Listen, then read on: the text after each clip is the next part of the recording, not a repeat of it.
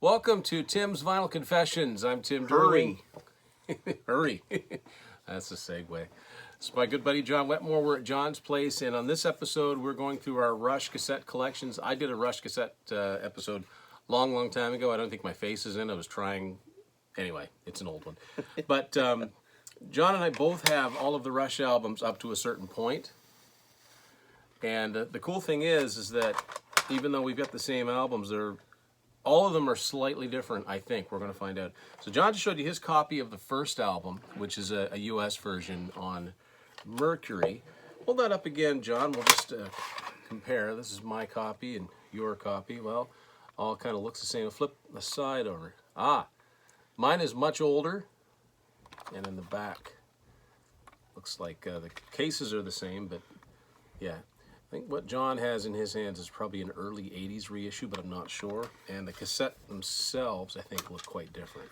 Yours is more of a gray, where mine is more whitish, maybe. Different shape of the, whatever you call this in here, the side panel. And inside of mine, it says more pop tapes. And inside of his says nothing. Absolutely nothing. Which is the case for a lot of these old albums. Most of the time I admit to knowing nothing. So it's all good. It's all good. So the next one I'm going to show you is, mine's a Canadian copy on Anthem Records, but... Mine is not. So this is, so his is on Mercury Records, mine's on Anthem. Mine's a very old Columbia House issue. And John's is, I think a lot of his were bought around the same time from the American sides. And I think... I'll just look at yours real quick. Excuse me, the songs are in different order. There's Anthem, Best I Can, Beneath, Between and Behind, and then on the end of side one is supposed to be By Tour and the Snow Dog, but it's different. It's just a little bit different. Oh, yeah. The artwork is shaded a little differently, maybe. Yeah, and there's a little more detail around the owls. And they stretched yours a little bit to make it more of a rectangle shape, which is kind of neat. Is that upside down? Nope. Took a few liberties. So next up, I think it's another album where the songs are way... the Americans steal the artwork from the Canadians? Is that what happened? I don't think so, but I don't know. Maybe it was the other way around. It could be the other way around. So third album, 1975, Caress of Steel. Mine's a Canadian Anthem reissue from the early 90s. John's is very dark. American? Very dark. It's a dark cover anyway. This would be from the Ames days. Yeah. Those that remember Ames. Yeah. And Caress of Steel in the States Once again, like they all say absolutely all nothing the lyrics, all the credits, everything, pictures, everything you'd want to know. We were always impressed when we did find an old tape that had some credits in it.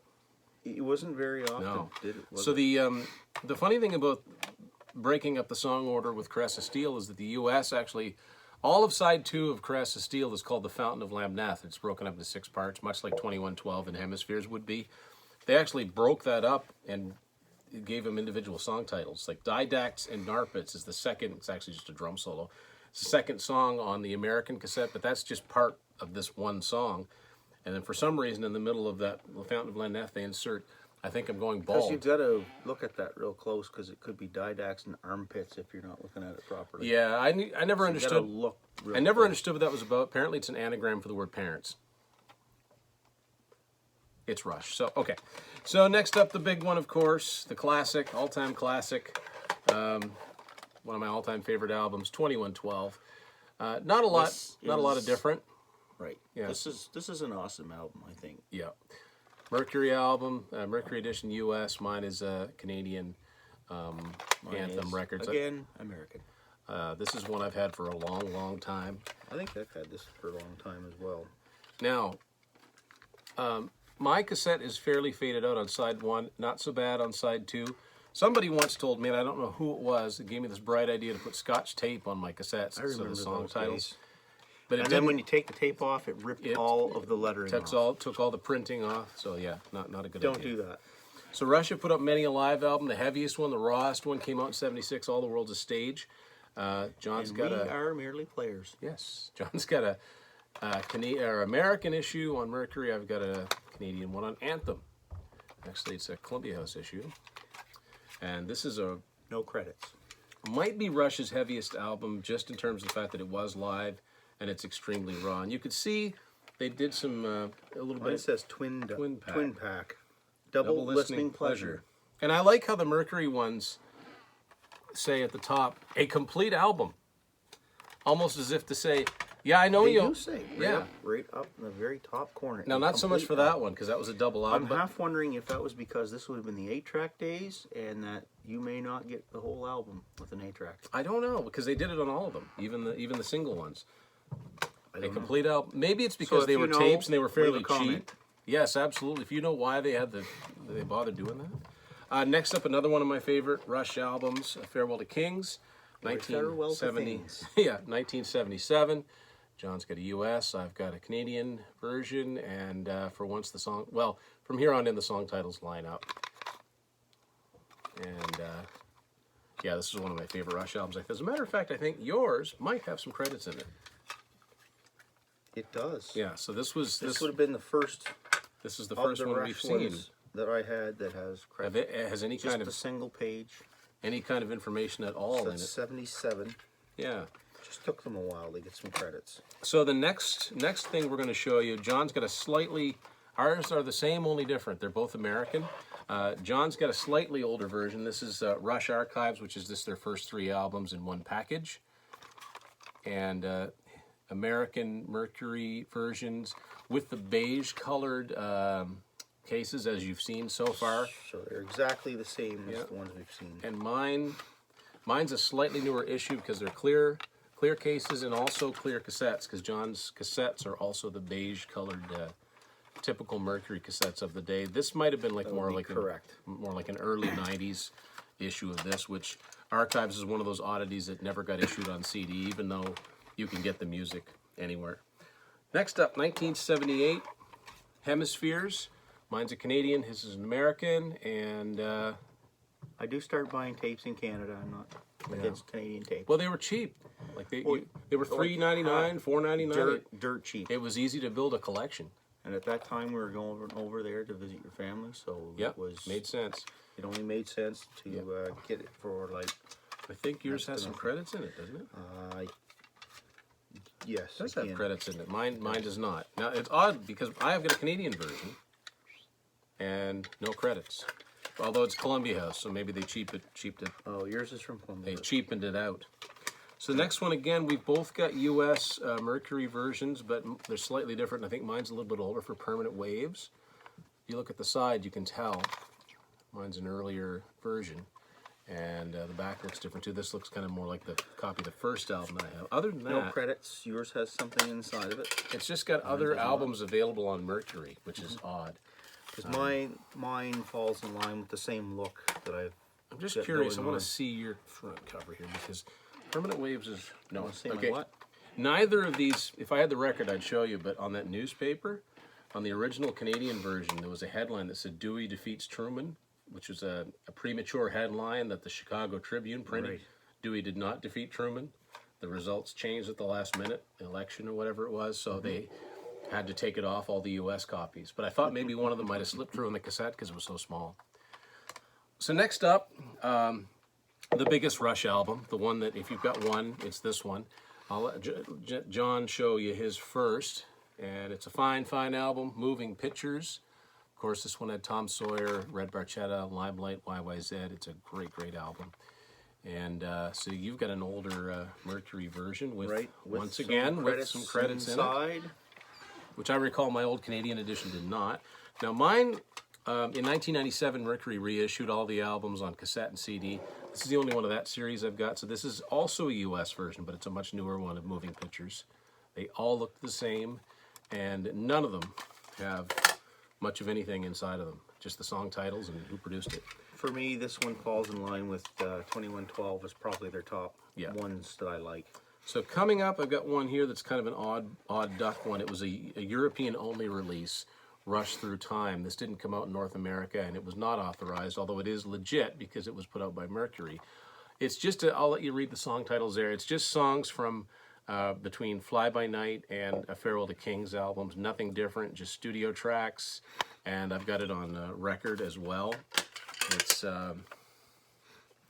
you know, it's not a bad little compilation, but there's nothing, you're not missing anything if you don't have this. Looks like some of the Def Leppard, early Def Leppard tapes. Yep, same company. So next up, the second Rush live album. This one's my favorite Rush album because of the time period it covers. Exit Stage Left. We both have Canadian anthem versions. As you can see, they are slightly different. I think mine's just a little bit older. Different printing. They look much the same on the side. Backs look just a tiny bit different. And I think we have the same, probably the same credits inside of them. Yes. I'd say so, the same bunch of credits there. And I think the cassettes are pretty similar.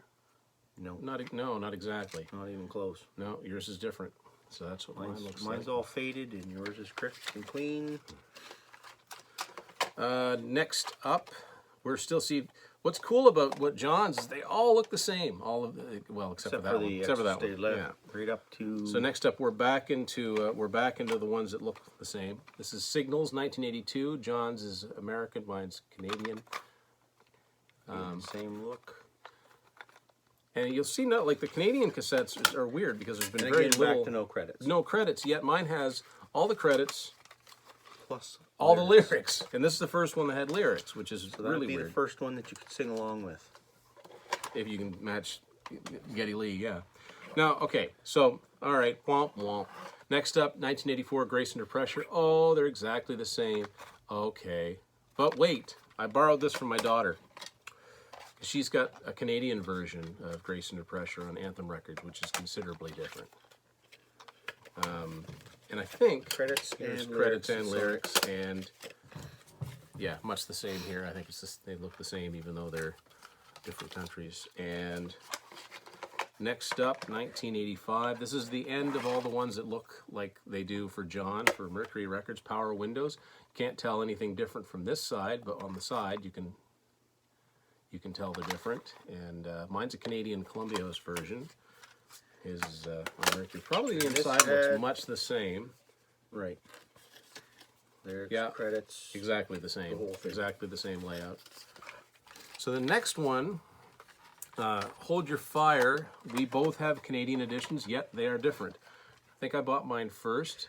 Oh yes, I like this album as well. There's some good songs on this. This, as you can see, mine's black on the side, and his is more gray. Yes. So, not sure why. I don't know if the tape looks the same. Actually, I think it is. They pretty much do. Yep. Yeah, they are the same. So they would have the same stuff inside of it. Street Scene, which is actually, this was supposed to be the front cover, but at the last minute they made this the front cover. I don't know why. And then all the lyrics and credits. I think the other would have been better front cover, but yeah. So the third Rush album, 1989, Show of Hands. This was the first Rush album I bought brand new as a fan when it first came out. And a little bit different, but the same. This was the last one that Rush did for Mercury in the States, and John's is Canadian, mine is not. So the cassettes look different. The old chromium dioxide cassette. They made a big deal about that when we were in chemistry class. I know that symbol. I know what that means. CrO2. So they've got the computerized graphics here they were using at the time, and the credits go down the side like that, much the same. So, credits bigger than mine? Oh. Whoops. Now the only differences with mine is that down at the bottom it says A Show of Hands, the video concert is also available from Polygram Music Video. Wow. On VHS videotape and 12-inch compact disc video. In other words, Laserdisc.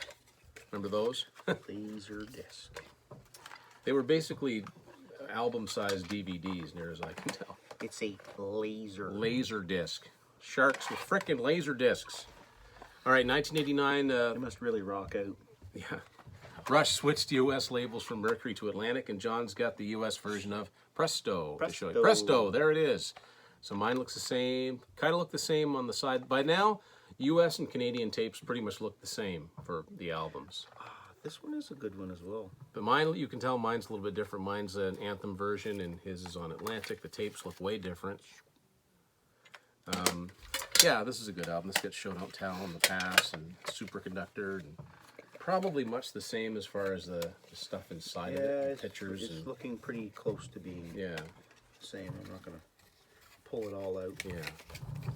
So, of course, they switched labels. So, what does their previous label do? It's what all previous labels do. They release something. They release something, and I remember finding this at the little store in Holton, Bill's store. That's right. And I didn't even know it was coming out. So, of course, I had to buy it. It was a double cassette set. These were kind of expensive, They if were. I remember right at the time. Yeah. For cassette tapes. Yeah. They were elastic together. Very redonkulous. Chronicles, although it is probably still the best introduction to Rush if somebody wanted to get into them. It's pretty thorough. John's got U.S. versions. Mine are actually U.K. versions. They're on the same company. Mine's on Phonogram and his is on Mercury, which is ultimately the same label. Back looks a little different. They're the same clear tapes. Yeah. And what's cool about these? Mine also has. It's actually just. It's got the exact same. They couldn't even be bothered to. It's the same photos that were inside of Presto. Same they band already photos. had them, eh? Yeah, they were kicking around. Does yours have that in it? I think the other one does, which is cool because hold that up, John. That had all of their all the albums covers. to that point. Yep, mine does. And if you look at it this way, you get the album cover to the Chronicles. Yeah. What was smart about this, if I was into buying CDs then, which I wasn't yet, the original CDs for Exit Stage Left and All the World's a Stage were each missing a song for length. Right. But they put, those are the live songs they put on here. They put What You're Doing from All the World's a Stage and Passage to Bangkok from Exit Stage Left. And one more tape to show you here. Another Atlantic album for John, 1991, Roll the Bones. Because we're here. Roll the bones. Yeah. So you can see same font, same style of writing. Mine's black, his is red. So mine's a Canadian version on Anthem. Very different here. And that's what my cassette looks like. I know, so it's very similar to that. Yeah. Inside would probably be much the same. Same photos. Yep. Same They're lyrics and very credits. much the same at this point.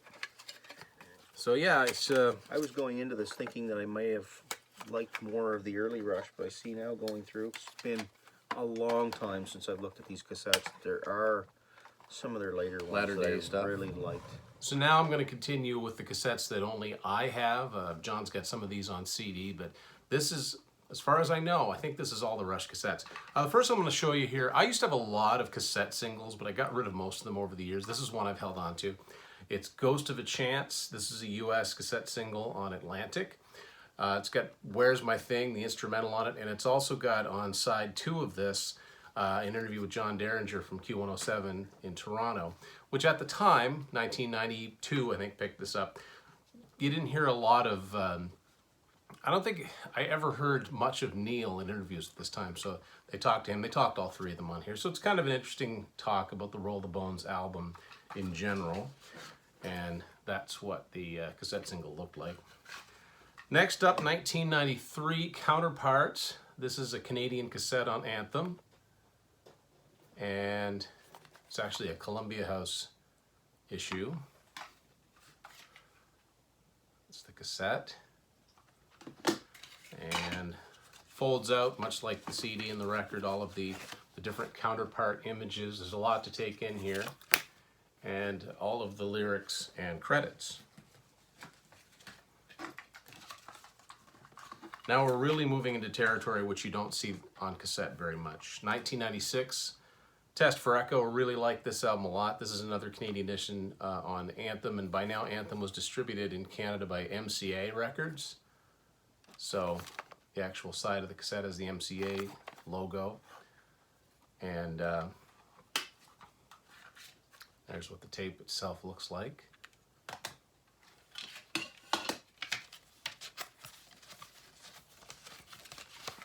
There you go. Lots of cool imagery in this one to go along with the lyrics. And then there were the two retrospective albums that came out, I think both in 1997. Here's the first one that covers 1974 to 1980. This is actually a Canadian edition, which is a BMG music service version. Really, really hard to find these ones on cassette. There's the cassette itself. So it's on Anthem, but it was distributed by BMG Direct, I guess they called it at this point. And just the credits, where the songs originally came from, and a black and white version of the same folder that's inside the CD. So then they released the second half of it, which is 1981 to 1987. Again, this is a this is a US BMG Direct version. Still very hard to find on Anthem Mercury. There's the tape itself. This came out along the same time as the remastered series did. Looking back in this video to my Moving Pictures tape, that's where that came from. So similar setup to the first one, and there's the album covers on the back. And a couple more to show you. By the early 2000s, cassettes were really pretty much phased out in North America, but in other parts of the world they continued to make them. This one here I've got to show you is from Korea. It's Vapor Trails, and this is an unopened version on Atlantic. Had to search around on Discogs for this one. But there it is, there's Vapor Trails on cassette. And one more. So when Vapor Trails came out, of course, Mercury had to respond with something, and they put out this compilation, The Spirit of Radio, which was the first single disc Rush best of. And this is actually, I believe this one is also from Korea. It's really, really hard to tell, but I think that it is. And this one is also unopened. The very unique look to the cassette itself has the Universal with the Universal Pictures logo on it. That's our cat, Chloe. So that is a look at the Rush cassette collection. I want to thank my old buddy John, who we've had many a cassette buying and CD record buying adventure with, for joining me in the first part of this episode. Thanks for watching Tim's Vinyl Confessions.